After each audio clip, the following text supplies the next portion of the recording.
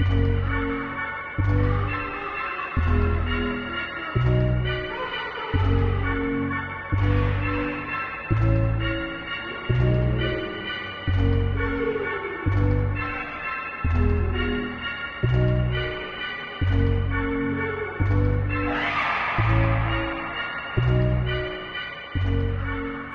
te juro que Cabildo es el noveno círculo del infierno.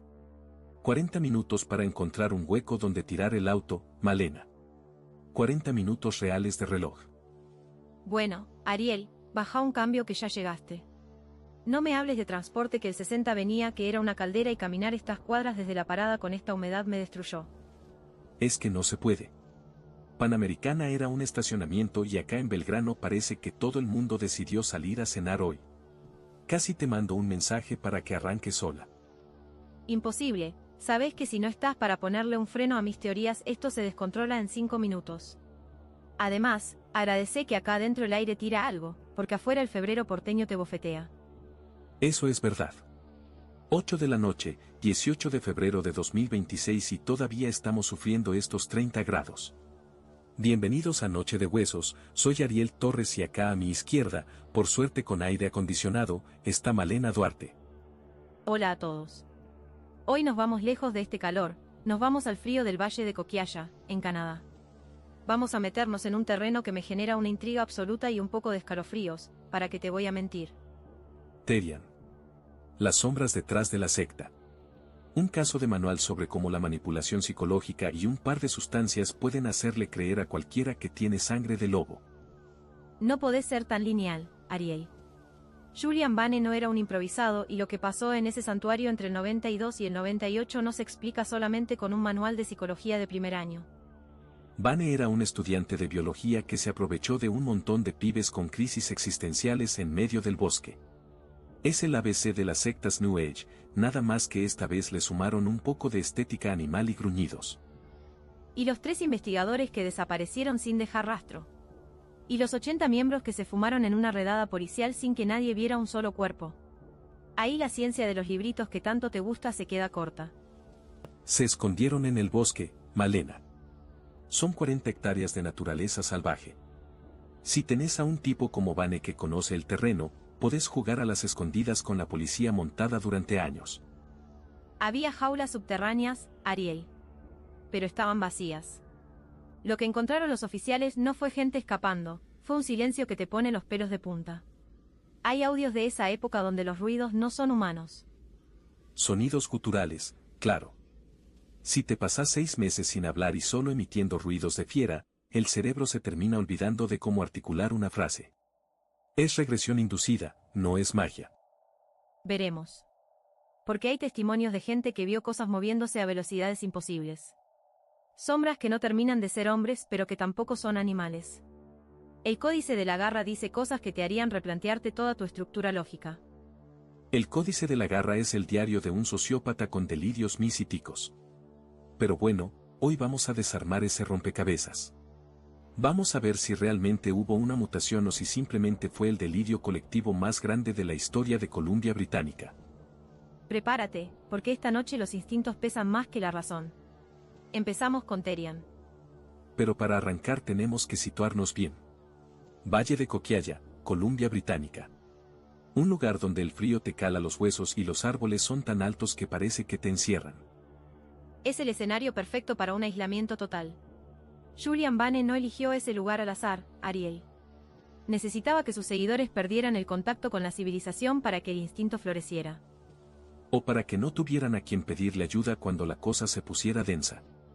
Bane compra estas 40 hectáreas y funda el Santuario del Despertar Atávico en el 92.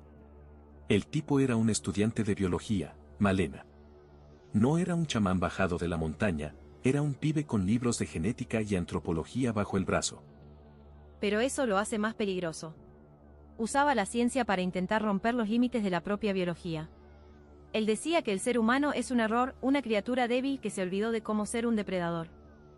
Es el discurso típico del líder que quiere tener a todos bajo su bota. Lo que me resulta fascinante, desde el punto de vista del comportamiento de grupos, es cómo convenció a 80 personas de que podían transformarse en animales. El famoso chef que mencionan en sus diarios. Es que no era solo una idea, Ariel. Los sobrevivientes, los pocos que se animaron a hablar años después, dicen que sentían como la estructura ósea les cambiaba durante los rituales de luna negra. No era un pensamiento, era una sensación física real. Jajaja, sensaciones físicas reales. Malena, estamos hablando de un tipo que probablemente les metía cornezuelo de centeno o amanita muscaria en el agua del santuario. El ergotismo te genera espasmos musculares atroces y alucinaciones donde sentís que la piel se te desprende o que te crecen alas. No es mutación, es intoxicación. Y las jaulas subterráneas. Cuando la Real Policía Montada entró en el 98, después de que desaparecieran esos 3 investigadores privados, encontraron celdas de hierro. Pero no tenían barrotes doblados hacia adentro como si alguien quisiera entrar, sino hacia afuera, como si algo con una fuerza bruta hubiera querido salir. El hierro se dobla si tenés a 10 tipos desesperados por el delirio empujando al mismo tiempo. Lo que me hace ruido a mí es la desaparición de los 80 miembros. En una redada policial, con helicópteros y perros, no se te pueden escapar 80 personas por el bosque sin dejar ni un rastro. Salvo que ya no se movieran como personas. Hay testimonios de los oficiales que dicen haber escuchado ruidos de huesos rompiéndose en la oscuridad, como si se estuvieran reacomodando, y después un silencio absoluto.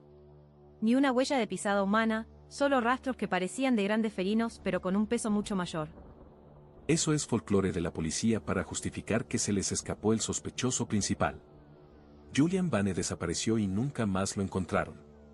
Lo más probable es que se los haya llevado a todos por un sistema de túneles o que los haya convencido de suicidarse en algún lugar que todavía no descubrieron. Es que ahí está el punto.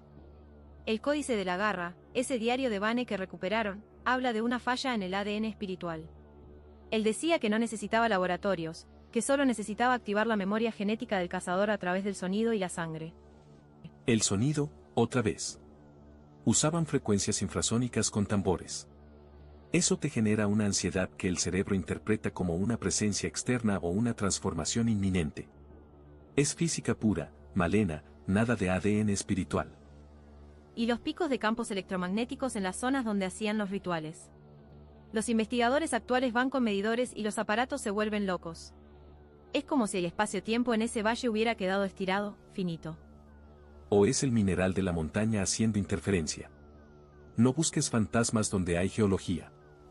No busco fantasmas, busco respuestas a por qué 3 investigadores privados con experiencia en rastreo desaparecieron buscando a una chica de 19 años y no encontraron ni un pelo de ella. Lo único que quedó fue su ropa, perfectamente doblada en el suelo del bosque, como si simplemente ya no la necesitara. Eso es lo más inquietante, te lo tomo. La deshumanización total. Dejar de ser Ariel o Malena para ser simplemente la fiera.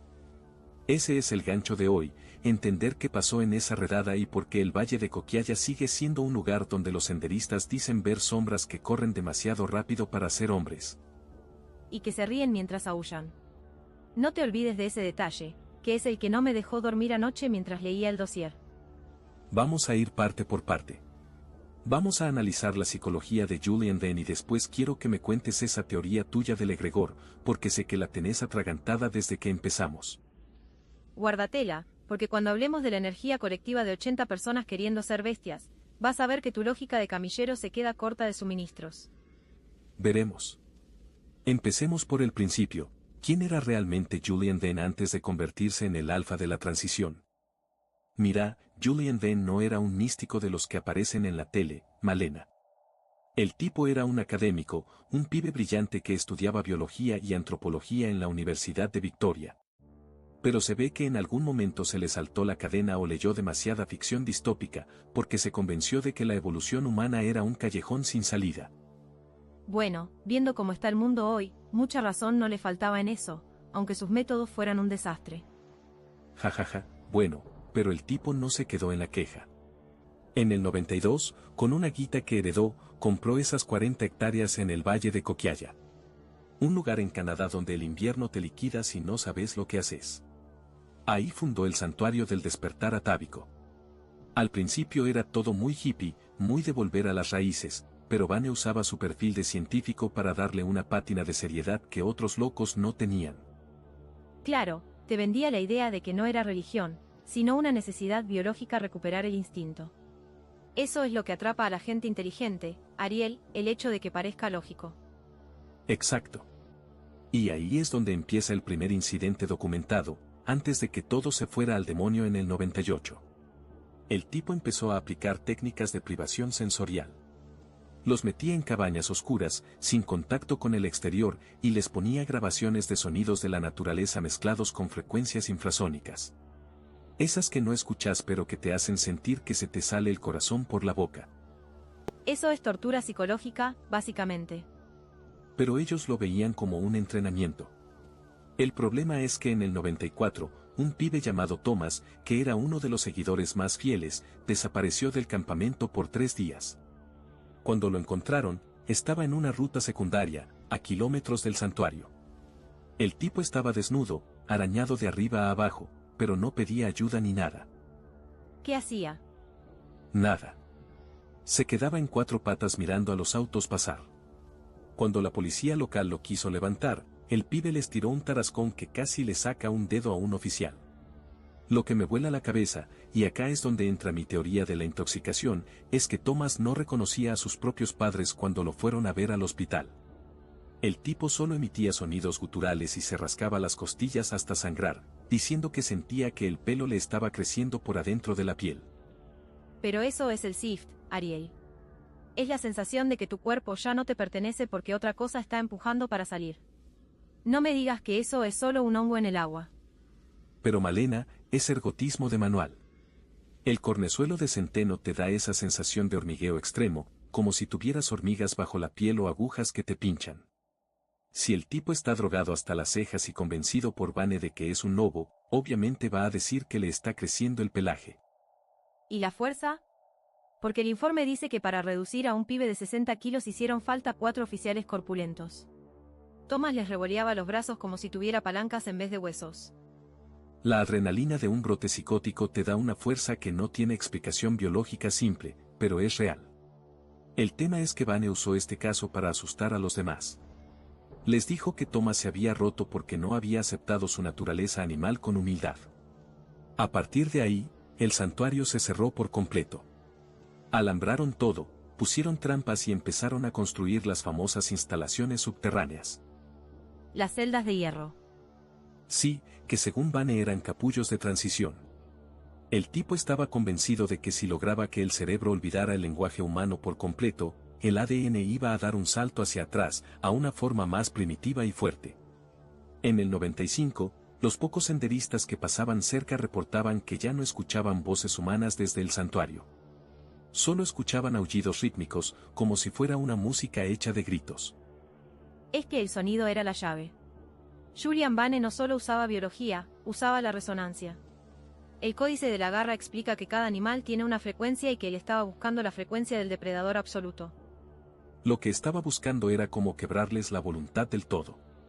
Para esa época, ya se sospecha que el grupo estaba usando estramonio y otras plantas que te borran la memoria a corto plazo. Los pibes que estaban ahí adentro ya no sabían quiénes eran. No tenían pasado, solo tenían el presente de la manada. Es horrible.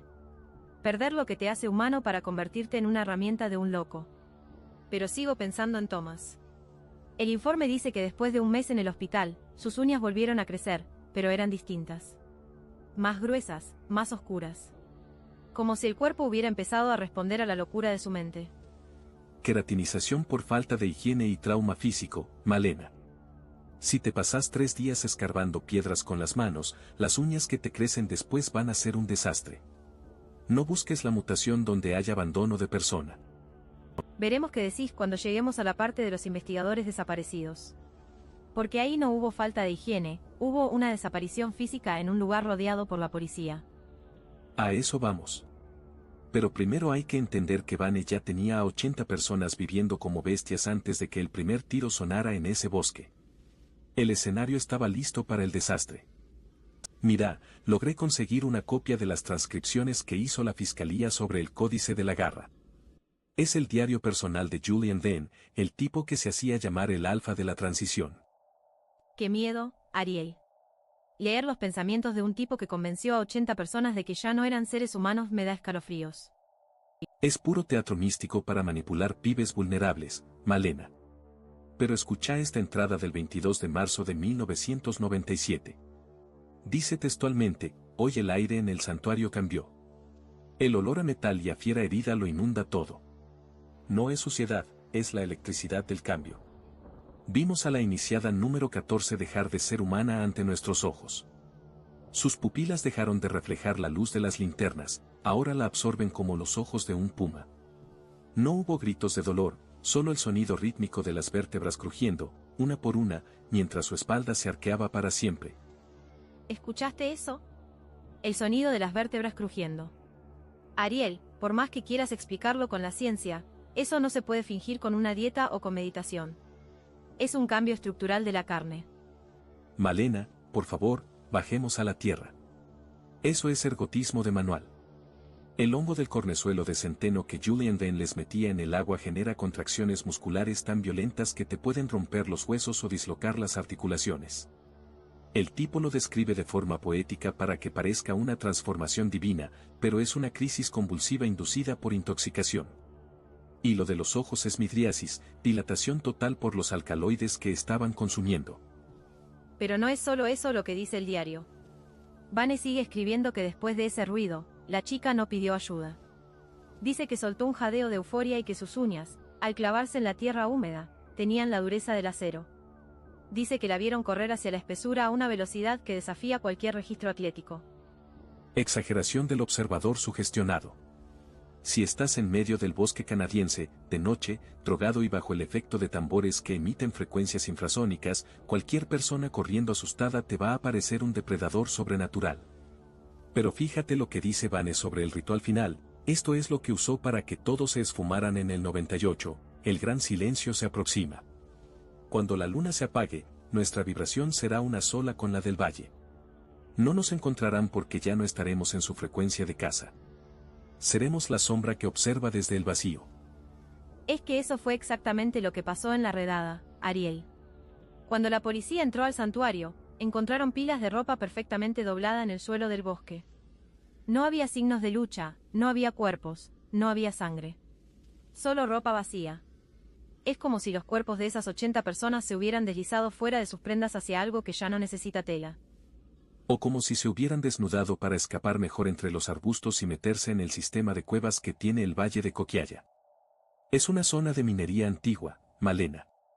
Vane, con sus mapas y su inteligencia, los metió bajo tierra y los sacó por otro lado, o los mantuvo ahí escondidos hasta que el área estuvo despejada. Es una técnica de supervivencia extrema y de humillación del ego. Le sacó la ropa para terminar de sacarles la identidad humana. ¿Y los 3 investigadores privados? Tipos con experiencia que desaparecieron buscando a la chica de 19 años. Tampoco dejaron rastro, salvo sus linternas destrozadas en el suelo, pero sin huellas de forcejeo humano. Es como si algo los hubiera levantado del suelo sin que pudieran reaccionar. O como si hubieran caído en una de las tantas trampas que Vane puso en el perímetro de sus 40 hectáreas. Julian Vane era un sociópata con conocimientos profundos de biología y supervivencia. No era un mago ni un alquimista. Él creó un egregor de miedo, eso te lo puedo tomar. Hizo que todos creyeran tanto en la bestia que terminaron actuando como tales por puro condicionamiento. Pero de ahí a que los huesos se reacomoden por una cuestión espiritual hay un abismo de lógica que no voy a cruzar. El problema es que ese abismo es el que hoy, 30 años después, sigue atrayendo a los senderistas a esa zona de Canadá. Dicen que si te quedas callado cerca de las ruinas del santuario, escuchás un aullido que termina en una carcajada humana. Eso no es una cueva ni un hongo, Ariel. Eso es algo que quedó ahí, acechando. Eso es el viento silbando entre los pinos y la sugestión de una leyenda urbana bien construida. Pero bueno, el códice de la garra es la prueba de que Vane sabía exactamente qué cuerdas tocar para romperle la cabeza a la gente y convertirlos en sus mascotas. Vamos a ver si el resto del expediente es tan literario como este diario o si encontramos algo de realidad entre tanta sombra.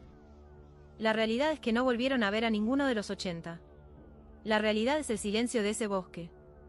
La realidad es que Julian Venn se salió con la suya y desapareció con su manada de fanáticos. Pero sigamos, porque todavía falta analizar qué fue lo que la policía encontró realmente en esas jaulas subterráneas. Mira, lo que más me voló la cabeza de los informes forenses de la redada no fue el desorden, sino lo que encontraron en el nivel 3 del complejo subterráneo, en el corazón del santuario. Esa es la zona de las jaulas que mencionaste antes, ¿no? Exacto. Pero no eran jaulas para leones, Malena. Eran cubículos de hormigón de 2x2, sin ventilación, sin luz, nada. Pero lo inquietante, lo que me hizo dejar el café a un lado cuando leía el reporte forense de la policía canadiense, fue el hallazgo de los técnicos de sonido en la sala central. ¿Los que revisaron el equipo de audio de Julian Vane?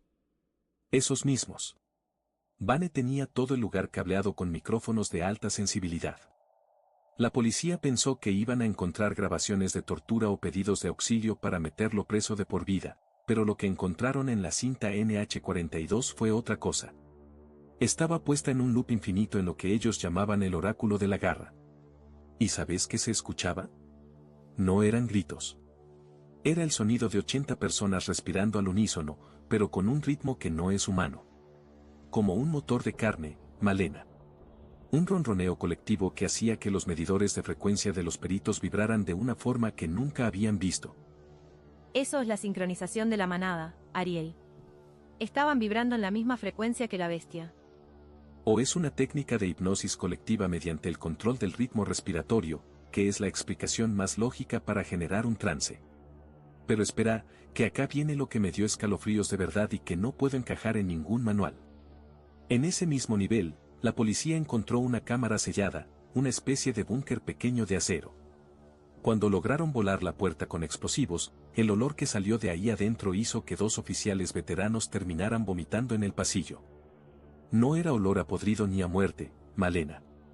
Era olor a ozono puro, como si hubiera caído un rayo 1000 veces en el mismo lugar, mezclado con ese aroma almizclado y metálico de las fieras salvajes. El olor de la transmutación química. El aire se carga cuando la materia cambia de estado. Eso decís vos. Yo te digo que el informe de laboratorio de Vancouver sobre lo que estaba en el piso de esa cámara es lo que me quita el sueño.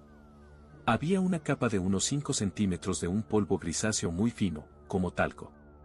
Al principio pensaron que era ceniza, que Vane había quemado documentos antes de escapar. Pero el análisis dio algo que todavía hoy se discute en voz baja en los foros de medicina legal. Era calcio, Malena. Pero no calcio mineral. Eran restos microscópicos de esmalte dental y fragmentos de hueso humano pulverizados a un nivel molecular. Pero no había rastros de carbono, ni de fuego, ni de químicos corrosivos. Nada. Es lo que te decía sobre el crujir de las vértebras. Los huesos que no se adaptan al cambio simplemente se desintegran por la presión de la mutación. Es que no tiene sentido físico. Pero lo más fuerte es que en medio de todo ese polvo de hueso humano, encontraron un reloj de pulsera. Un Casio viejo, de esos negros de plástico que duran 1000 años. Estaba intacto, funcionando, marcando la hora perfecta con ese segundero digital que no se detiene por nada. Y cuando rastrearon el número de serie, pertenecía a uno de los 3 investigadores privados que habían entrado al santuario a buscar a la chica desaparecida. El reloj seguía ahí, pero el hombre que lo usaba ya no era sólido. Se había derramado en el suelo. El dueño se esfumó y dejó el reloj flotando en un mar de sus propios dientes pulverizados. Lo que me jode la lógica, lo que me hace pensar que Vane realmente descubrió algo horrible, es que si hubiera habido una explosión o un ataque sónico capaz de convertir un fémur en polvo, el plástico del reloj tendría que estar derretido o astillado. Pero no tenía ni un rasguño. Es como si el cuerpo del investigador hubiera decidido dejar de ser materia humana y el reloj simplemente se hubiera deslizado a través de su muñeca hacia el suelo. Porque la materia no desaparece, Ariel, se transforma cuando la voluntad es lo suficientemente fuerte. Julian Vane encontró la llave para que la carne se rindiera ante el instinto. Yo quiero creer que fue un experimento con frecuencias infrasónicas que se les fue de las manos, una resonancia mecánica que desintegró el calcio.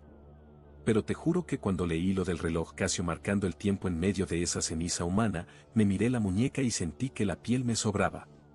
Es la deshumanización total convertida en un dato técnico de una planilla policial. No fue un experimento fallido, Ariel. Fue un éxito.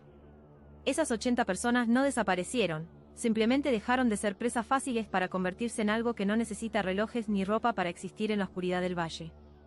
80 personas que hoy son ceniza o sombras, mientras Julian Vane sigue por ahí, sabiendo exactamente qué frecuencia hace que nos desarmemos por dentro. Ese es el verdadero hallazgo inquietante, que el depredador no usó armas, usó nuestra propia biología en nuestra contra. Y lo peor es que esa cinta con el ronroneo humano sigue guardada en un depósito de evidencias, Ariel. Sigue vibrando, esperando que alguien más la escuche y empiece a respirar al mismo ritmo. Jajaja, bueno, por suerte nosotros acá tenemos el vidrio del estudio y unos cuantos kilómetros de distancia con Columbia Británica.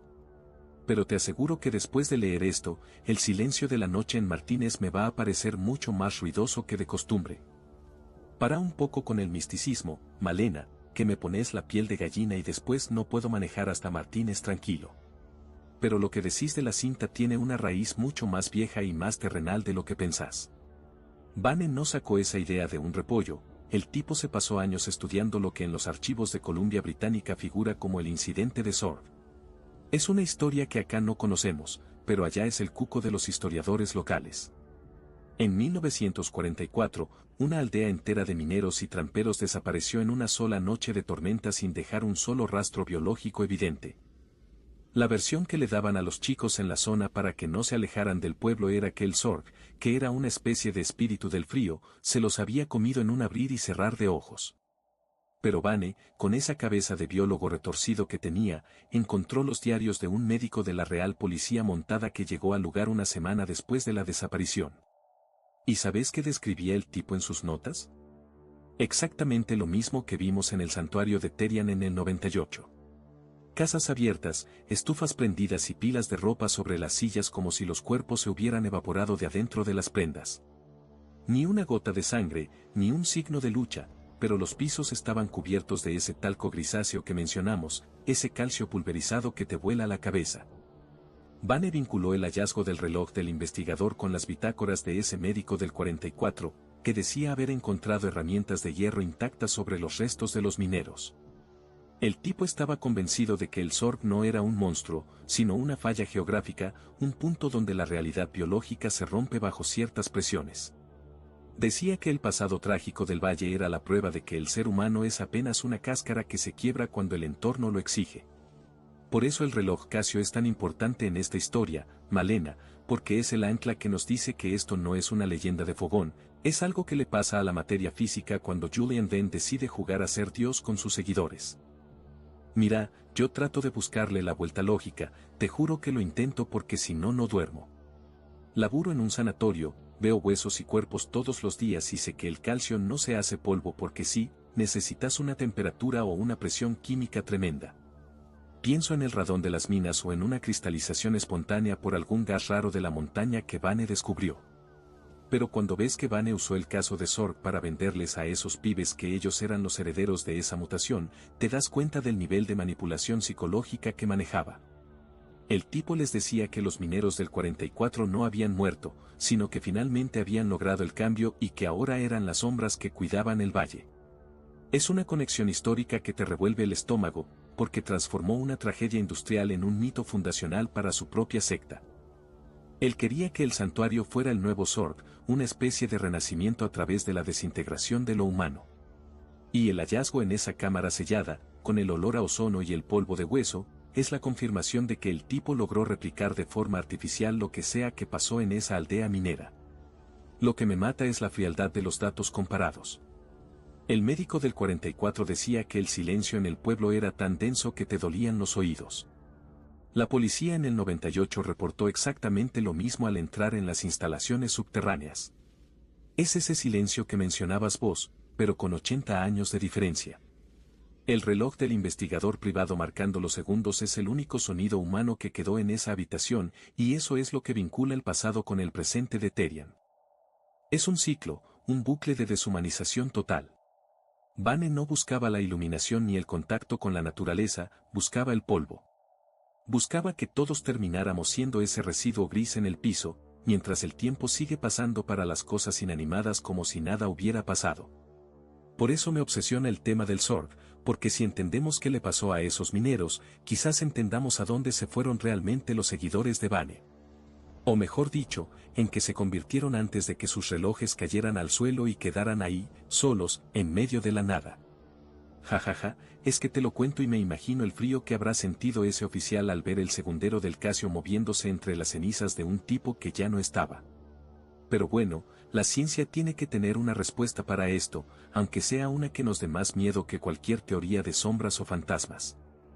Pero lo más jodido de todo, Malena, no es la ceniza ni el reloj del investigador, es la logística de la desaparición en el momento exacto de la redada de 1998.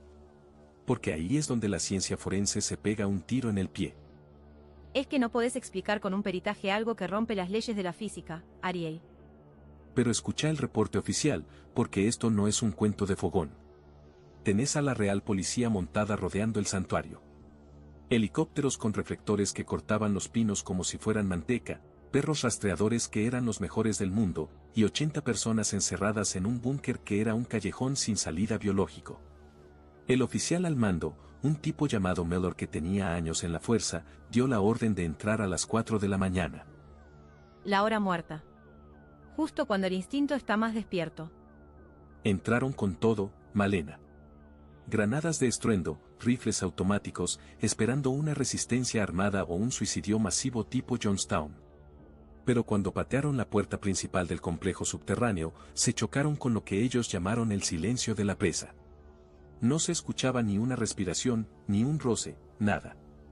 Avanzaron por los pasillos y lo primero que vieron fueron las famosas jaulas de hierro. Pero acá viene lo que me revuelve el estómago, los barrotes de hierro macizo no estaban cortados, estaban doblados hacia afuera. Como si algo con una fuerza muscular que no existe en el registro humano hubiera necesitado salir con una desesperación física absoluta. ¿Y los miembros? ¿Y esa chica de 19 años que estaban buscando? En el piso de cada una de esas jaulas estaba la ropa, Malena. Camisas de franela, jeans, botas de senderismo. Pero no estaban desparramadas como si alguien se las hubiera sacado para correr.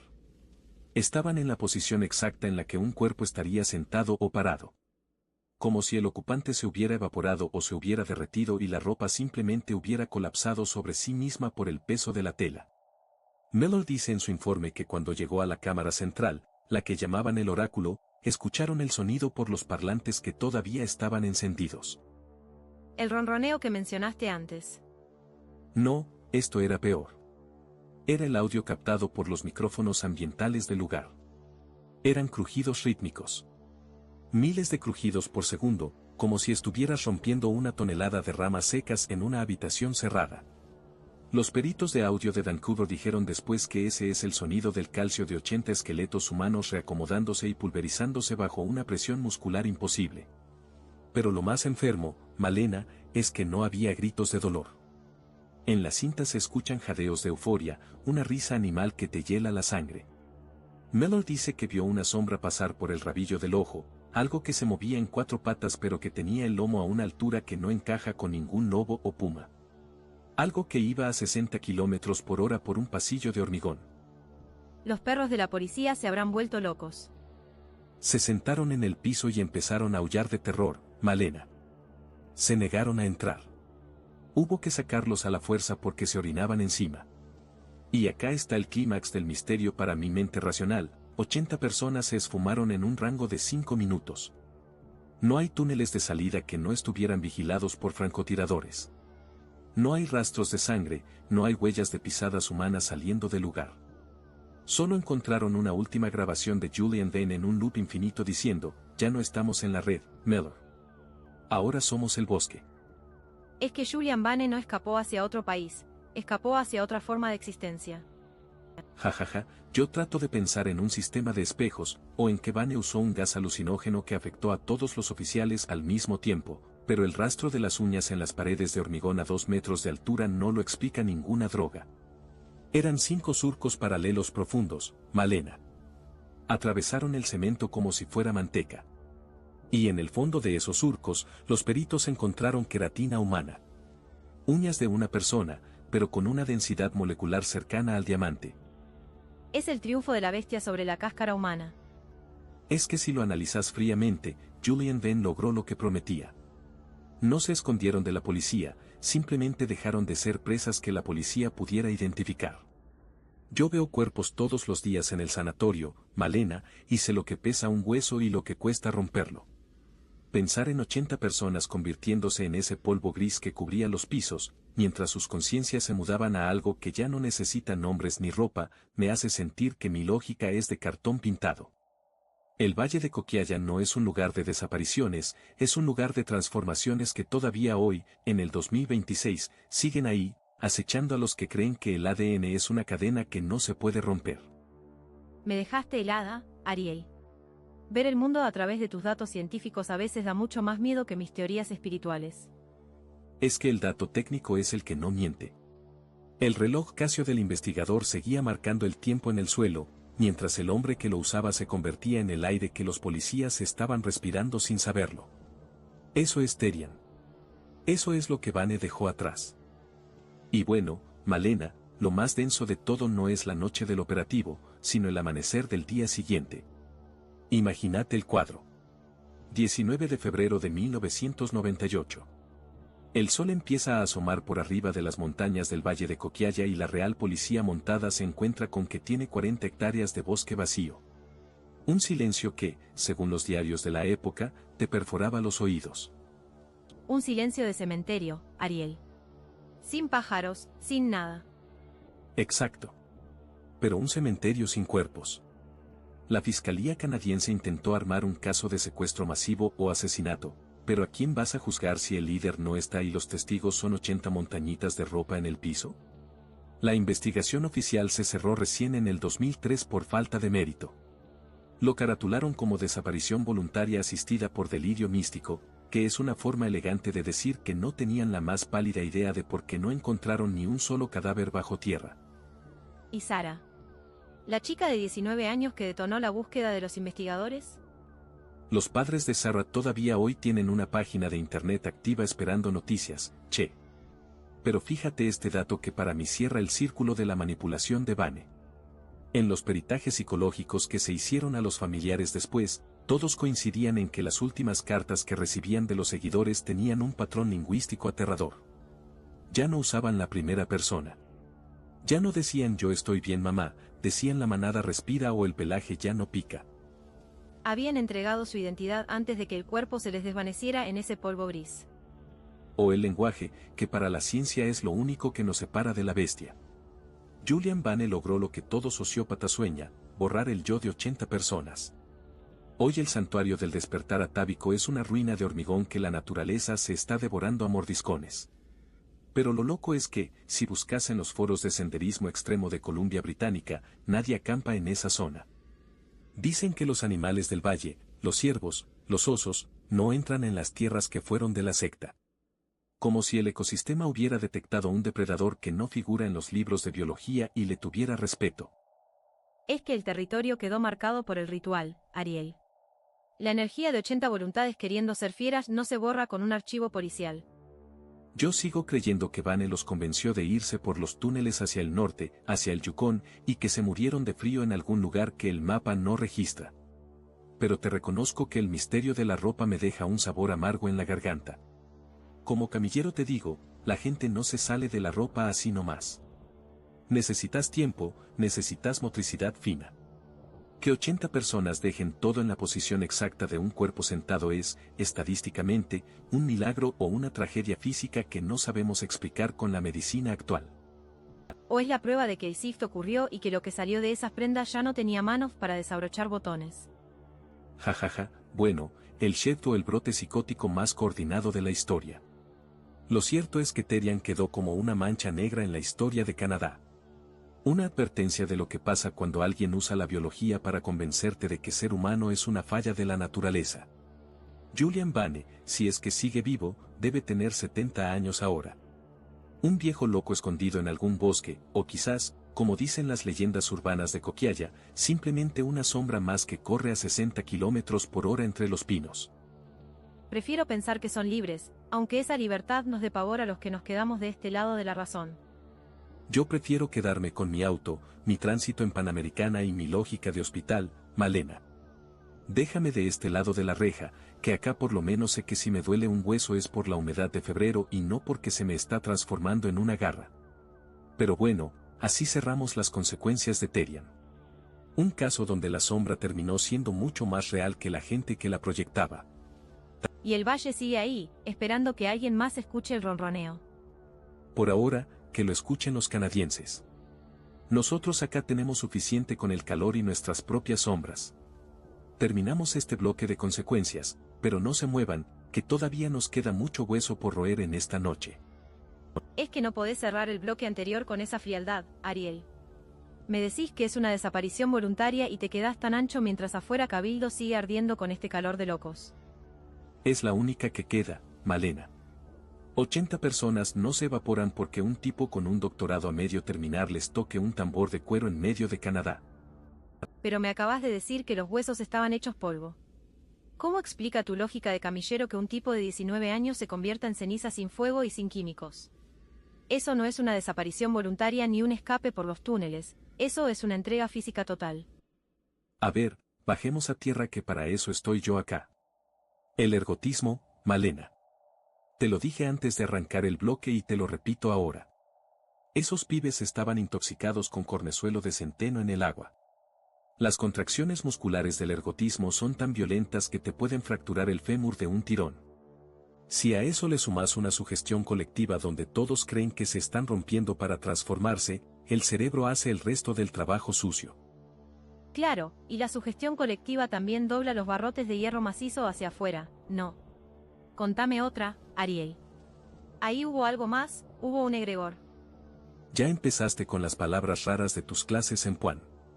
¿Qué es un egregor para el que nos está escuchando mientras intenta estacionar acá en Belgrano y no puede? Un egregor es una entidad de pensamiento, Ariel. No es magia, es energía. Cuando 80 personas ponen toda su voluntad, su miedo y su deseo en una sola idea, esa idea cobra vida propia. Ellos no se convirtieron en animales, Ariel. Ellos alimentaron a una bestia colectiva con su propia materia hasta que esa cosa terminó por devorarlos a todos. Por eso la ropa quedó ahí tirada, porque la entidad no necesitaba la tela, necesitaba la frecuencia de la carne.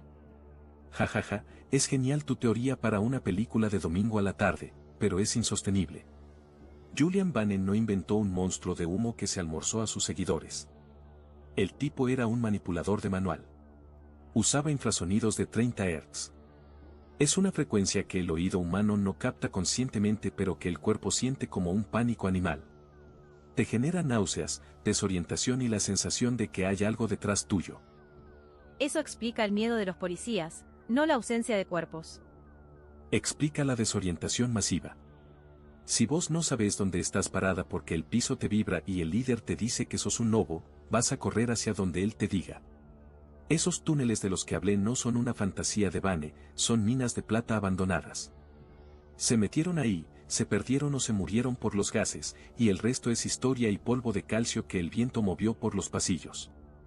¿Y los picos de los medidores de campos electromagnéticos? Los investigadores actuales que van con aparatos a las ruinas dicen que las agujas se vuelven locas. Eso no es radón ni minería de la década del 40, Ariel. Eso es una cicatriz en el tejido de la realidad de ese valle. Es magnetismo de la montaña, Malena. Vos siempre buscas la explicación que requiere que el universo sea un lugar mágico y misterioso. Yo prefiero pensar que somos frágiles. Que un poco de veneno en el agua y un tipo con carisma pueden hacernos creer cualquier cosa hasta que nos están saliendo garras. Sos tan lineal que a veces me das más miedo que la historia de Vane. No podés aceptar que Julian Vane encontró una falla en el ADN, algo que la ciencia oficial no quiere mirar porque le daría pánico. Ese atavismo real del que hablaba el informe no es un invento. Es la memoria de la especie que tenemos guardada y que él supo despertar. La memoria de la especie me suena a título de película barata. La única memoria que importa es la genética, y el ADN no cambia porque ahuyes a la luna llena. Lo que cambió fue su percepción. El cerebro es el órgano más fácil de engañar de todo el cuerpo humano. Míranos a nosotros, estamos acá metidos en un estudio con el aire acondicionado a tope, hablando de un bosque helado en Canadá para olvidarnos que afuera hay 30 grados y humedad. Bueno, eso es verdad, pero no me compares el bondi lleno de gente con un ritual de transmutación en el valle de Coquialla. Yo te digo que si escuchás las grabaciones de la policía montada, esos sonidos no son de gente drogada. Son sonidos de algo que ya no tiene cuerdas vocales humanas. Huesos chocando contra el cemento, Ariel. Regresión vocal inducida. Si dejas de hablar y solo emitís ruidos guturales durante años, la laringe se atrofia y cambia. Es biología básica. Lo que pasa es que a nosotros nos encanta el terror, nos gusta pensar que hay algo más allá de los pinos que nos puede devorar la identidad. No es que nos guste, Ariel. Es que el miedo está ahí porque hay algo que lo provoca. Julian Vane no se esfumó, él se convirtió en el primer habitante de esa nueva frecuencia. Y lo que más me jode de tu escepticismo es que no dejas lugar a la maravilla, aunque sea una maravilla horrible que te pulverice los huesos. La maravilla para mí es que el oficial Mellor haya salido vivo de ahí para escribir el informe. El resto son sombras, Malena. Sombras detrás de una secta que se aprovechó de la soledad de un montón de pibes que no encontraban su lugar en el mundo. Sombras que todavía ríen, Ariel. No te olvides de la risa humana que escuchan los senderistas al final de cada aullido. Eso no es un eco de una cueva. Esa risa es el eco de Julian Venn burlándose de todos nosotros desde algún rincón del bosque donde vive como un ermitaño. Pero bueno, ya estamos llegando al final de este bloque de debate y me parece que no nos vamos a poner de acuerdo ni aunque baje el mismo Vane a explicarnos cómo hizo el truco de la ropa. Seguramente no, pero de eso se trata este programa. De que cada uno se quede con la duda o con el escalofrío que más le guste. Exacto.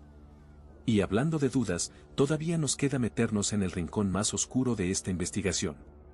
Vamos a ver qué pasó con el rastro de Julian Venn después de 1998, porque el alfa de la transición no dejó solo ropa vacía. Dejó una marca que nos lleva directo al próximo bloque. No se vayan.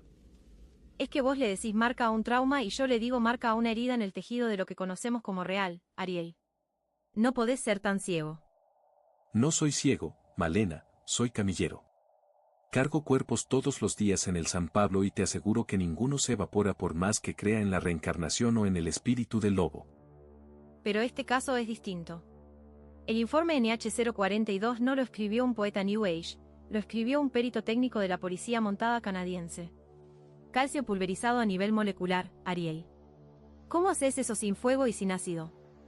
No lo sé, y ahí es donde está la trampa en la que cae siempre. Julian Vane era biólogo, no un chamán. Sabía de compuestos, de frecuencias, de genética. Quizás encontró una forma de resonancia sónica que colapsa la estructura ósea. Es una explicación física, aunque sea de una ciencia que todavía no manejamos. Es que la ciencia ficción es lo que vos inventás para no aceptar lo inexplicable. Preferís imaginar una máquina de sonido imposible antes que admitir que 80 personas desearon tanto dejar de ser humanas que la realidad les terminó dando el gusto. Es que desear algo no cambia la materia, Malena. Si fuera así, yo ya sería millonario y no estaría sufriendo la Panamericana bloqueada todas las tardes para venir al estudio. La voluntad no dobla barrotes de hierro. Ja ja ja, sos un cínico. Lo que pasó en ese búnker de Coquillaya fue un shift, un cambio de frecuencia vibratoria. Sara ya no necesitaba la ropa porque su piel ya no era la de una chica de 19 años que estudiaba en la ciudad. Su piel era el residuo que encontraron en las paredes del nivel 3, Malena.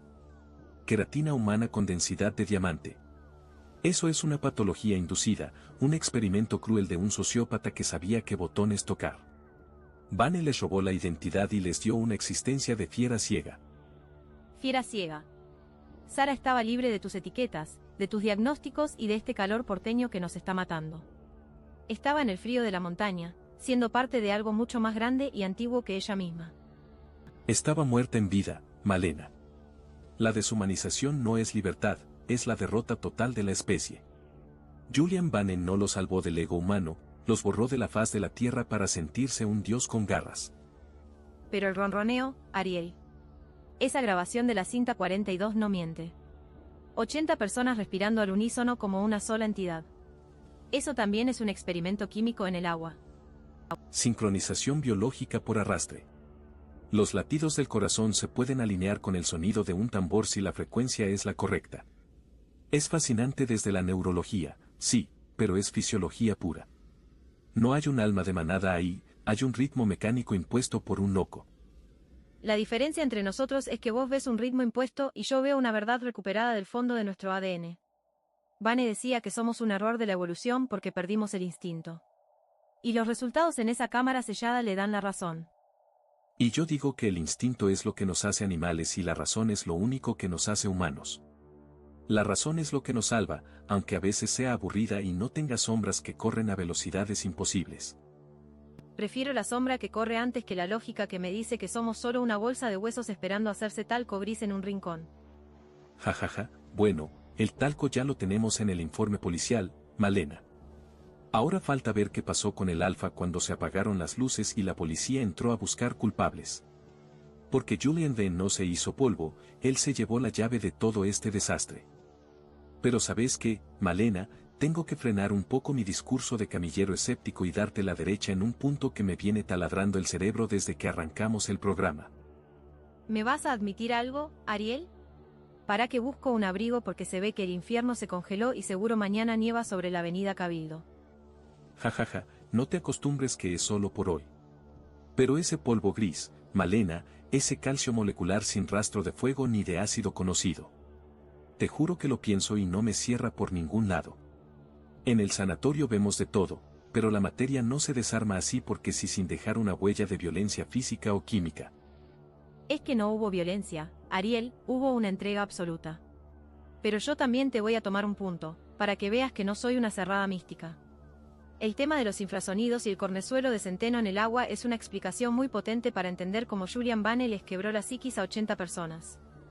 Es que el veneno te anula el juicio, Malena. Eso es biológico y real. Sí, te lo concedo totalmente.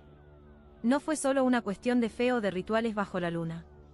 Vane era un tipo brillante que usó la ciencia de la manipulación para pavimentar el camino hacia lo que él llamaba el SIF.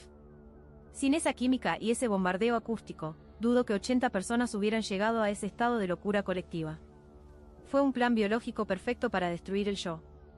Bueno, ahí tenés un terreno común. Pero el reloj, Malena, ese Casio negro intacto en medio de los restos de un tipo que desapareció. Eso me jode la lógica. Si hubiera habido una vibración sónica capaz de pulverizar un fémur, el cristal del reloj tendría que haber estallado por la frecuencia. Juan Mellor dice que funcionaba perfecto, marcando el tiempo en un cuarto lleno de ceniza humana. Es el ancla de la realidad que quedó atrás cuando el dueño cambió de plano, Ariel. Pero te entiendo, a mí también me genera una duda razonable. ¿Cómo se fumaron 80 personas en 5 minutos con un cordón policial rodeándolos? Por más que yo crea en el egregor, admito que mover tanta masa biológica fuera de ese lugar sin dejar un solo rastro térmico en los helicópteros es algo que me vuela la cabeza. Es el agujero negro de la redada. No hay túneles de salida, no hay huellas, no hay nada. Te concedo que ahí la física que yo defiendo se queda mirando para otro lado sin saber qué decir. Hay un bache en la realidad de ese nivel 3 que no lo explica ningún manual de medicina legal ni de logística policial. Y yo te admito que Julian Vane no era un chamán iluminado, sino un carnicero de la mente que sabía exactamente qué cables pelar para que la gente se perdiera a sí misma. No fue una evolución natural, fue una demolición inducida por un loco con doctorado. Es fuerte escucharte decir eso. Entonces, si los dos bajamos un poco la guardia, lo que queda es una verdad bastante más oscura, que somos lo suficientemente frágiles como para que un tipo con un tambor y un poco de hongo en el agua nos convierta en polvo o en sombras. Exacto. La duda es si lo que quedó en ese valle es el residuo de una locura o el comienzo de algo que todavía no estamos preparados para entender. Sea lo que sea, el reloj Casio sigue marcando el tiempo, Malena. Y el tiempo de Vane se terminó en ese búnker, o por lo menos eso queremos creer. El tiempo humano se terminó para ellos, Ariel. El de la fiera recién estaba empezando cuando Miller pateó esa puerta. Me dejaste pensando, che. Y eso ya es mucho para un miércoles de calor en Buenos Aires.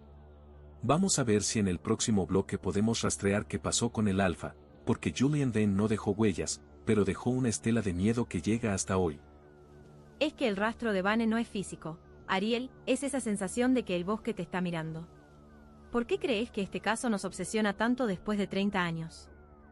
Yo creo que nos fascina porque Julian Vane nos puso un espejo adelante que nos da pánico mirar. El tipo demostró que el ser humano, con toda su tecnología y sus títulos universitarios, es una construcción de cristal. Le pones un poco de ruido, un poco de veneno y un relato convincente, y se rompe. No sé si se rompe, che. Quizás se libera de la carga de ser persona. ¿No te pasa a veces en el bondi, volviendo a San Cristóbal a las 7 de la tarde, que tenés ganas de gritar y salir corriendo hacia el pasto? Jajaja, bueno, todos tenemos ganas de pegarle un grito al que se nos cruza en la Panamericana o al que me sacó el lugar para estacionar acá en Belgrano, pero de ahí a querer que se me pulvericen los huesos para ser un puma hay un abismo, Malena. Pero es ese abismo el que nos atrae. Lo que nos fascina de Therian es la idea prohibida de que podemos volver a ser parte de la cadena, de dejar de ser observadores para ser la fiera. Es la fascinación por la autodestrucción, Malena. Pero lo que me jode a mí es el después. El pensar en esas 80 familias que se quedaron con un montón de ropa vacía y un silencio que no termina más. Eso es el horror real, el vacío que dejas atrás. Pero ese vacío es lo que Vane llamaba libertad. Para él, la ropa era la cárcel. El reloj Casio que encontraste era la última cadena que se rompió. Una libertad que te convierte en polvo de calcio, Malena. No me convences. Para mí, Julian Vane fue el depredador más grande de todos, porque no se comió los cuerpos, se comió las identidades de esa gente. O las despertó. Nunca lo vamos a saber. Pero fíjate que acá estamos, en pleno febrero de 2026, en una noche de calor que te aplasta los pulmones, hablando de un tipo que desapareció en el hielo hace décadas. Por algo es. Es porque el miedo a dejar de ser nosotros mismos es el miedo más viejo del mundo. Es el miedo a la oscuridad que tenemos adentro y que no queremos aceptar por nada del mundo. Y el deseo de que esa oscuridad sea más real que este asfalto hirviendo de Buenos Aires. Jajaja, bueno, yo me quedo con el asfalto. Prefiero 1000 veces pelearme por el último lugar en la cochera acá sobre Cabildo antes que estar aullando en un bosque de Canadá sin saber quién soy. Sos un hombre de poca fe, Ariel. Pero está bien, alguien tiene que manejar el auto mientras yo miro por la ventana del subte buscando sombras. Maneja con cuidado, que la línea de a esta hora es un zoológico, y no precisamente el de Vane. Jajaja, tal cual. Pero bueno, se nos va el programa, che. Sí, se nos termina el tiempo de Noche de Huesos por hoy. Gracias a todos por acompañarnos en este viaje al Valle de Coquiaya. No se olviden de que, a veces, el instinto sabe más que la razón. Escúchenlo de vez en cuando antes de que se haga tarde. Pero no tanto como para dejar la ropa tirada en el pasillo, por favor. Chao a todos, buena semana. Chao, buena noche. Nos vemos en la próxima sombra. Malena, no me cortes así que me quedé con la imagen del reloj Casio en la cabeza y no me la saco más. Es que es la imagen del programa, Ariel. La tecnología humana siguiendo su curso mientras el hombre se deshace. Es tétrico, posta. Me voy a ir manejando por Cabildo mirando a la gente en las paradas y preguntándome cuántos de esos tienen ganas de largar la mochila y salir corriendo al monte. Ja ja ja, con este calor, más de uno, te lo aseguro. Pero bueno, se nos termina el tiempo de Noche de Huesos por hoy. Es verdad, hay que entregar el estudio. Gracias a todos por acompañarnos en este viaje al Valle de Coquiaya. Fue un dossier denso. Denso pero necesario. No se olviden de seguirnos en todas nuestras plataformas para no perderse nada de lo que viene.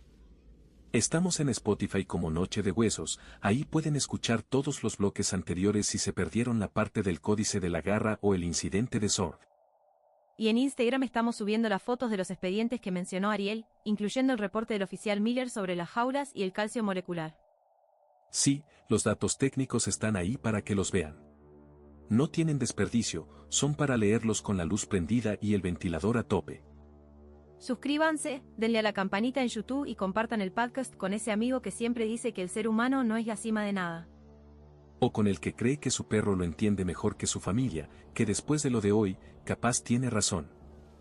Ja ja ja, qué malo que sos. Pero en serio, gracias por la comunidad que estamos armando. Sus mensajes nos sirven un montón para seguir buscando la verdad entre tanta sombra. Ahora me toca la misión imposible de encontrar el auto y encarar la General Paz. Si no llego a Martínez en una hora, asuman que el chef me agarró en el medio del embotellamiento. Yo me conformo con que el subte de no sea una lata de sardinas, aunque encontrar aire acondicionado hoy sea un milagro más grande que el de la transmutación. Jajaja, bueno, nos vamos. Fue un placer como siempre, Malena. Lo mismo digo, Ariel. Gracias por traernos a la tierra aunque a veces nos duela el golpe contra el asfalto. De nada. La semana que viene volvemos con más misterio, más ciencia y seguramente más huesos por roer. Cuídense, miren bien quién camina detrás de ustedes cuando el alumbrado público empiece a parpadear.